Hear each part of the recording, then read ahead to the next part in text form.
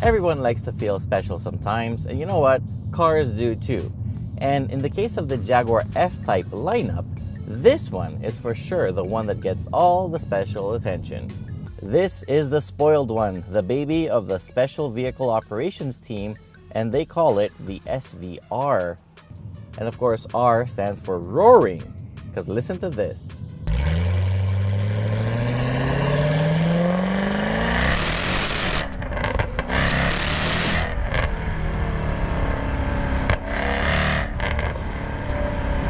Yes, sir. The 575 stallions under the hood make a lot of noise. They're very hungry and very angry, and you better feed them some fuel.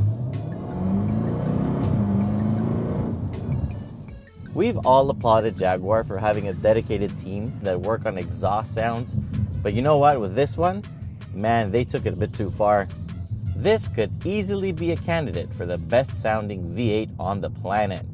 Compared to the other V8 F-Type, the R, this one has 10mm wider tires and some clever changes to the exhaust system for both weight reductions and better underbody airflow. Aerodynamic improvements include a redesigned bumper with wider intakes and a very, very sexy rear diffuser. Also, if you switch off the DSC or put it in track mode, the all-wheel drive system sends most of the power to the rear, ensuring maximum driving enjoyment. They fitted a thicker rear sway bar and a thinner front one. They tweaked the adaptive damper valves and control unit. They reduced the spring rates ever so slightly, and the result is improved high and low speed control, but also higher comfort levels.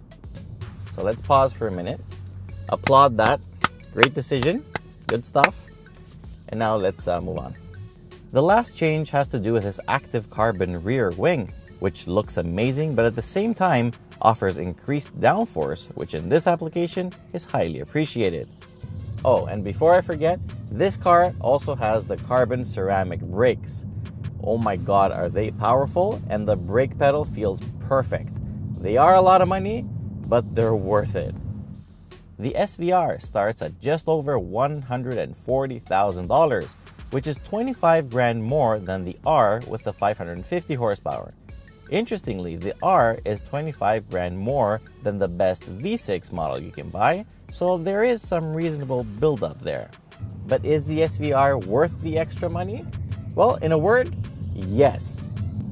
It just feels so much better, sharper, improved in every single way compared to the R. And considering how good that R model is, this is a massive accomplishment. It looks absolutely breathtaking, even when it's quietly waiting at a light with the power plant switched off by the start-stop system.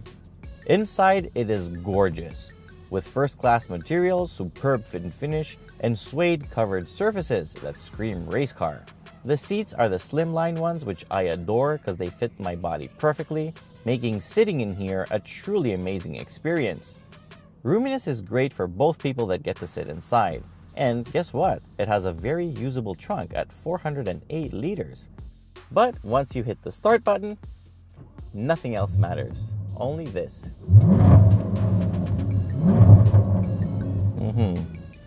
The 5.0-liter supercharged V8 makes unbelievable noises and constantly forces you to play with the throttle. It makes 575 horsepower and 516 pound-feet of torque, and made it a really quick 8-speed ZF automatic gearbox. It can hit 100 kilometers an hour in just 3.7 seconds. It is very fast, don't get me wrong, but the most enjoyable thing about this car is the exhaust sound. I mean, it just asks.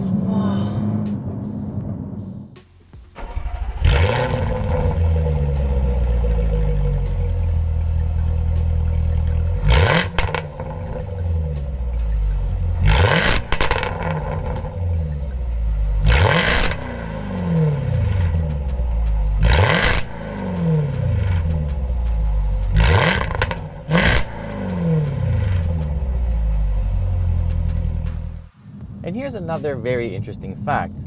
This car really surprised me with its fuel economy.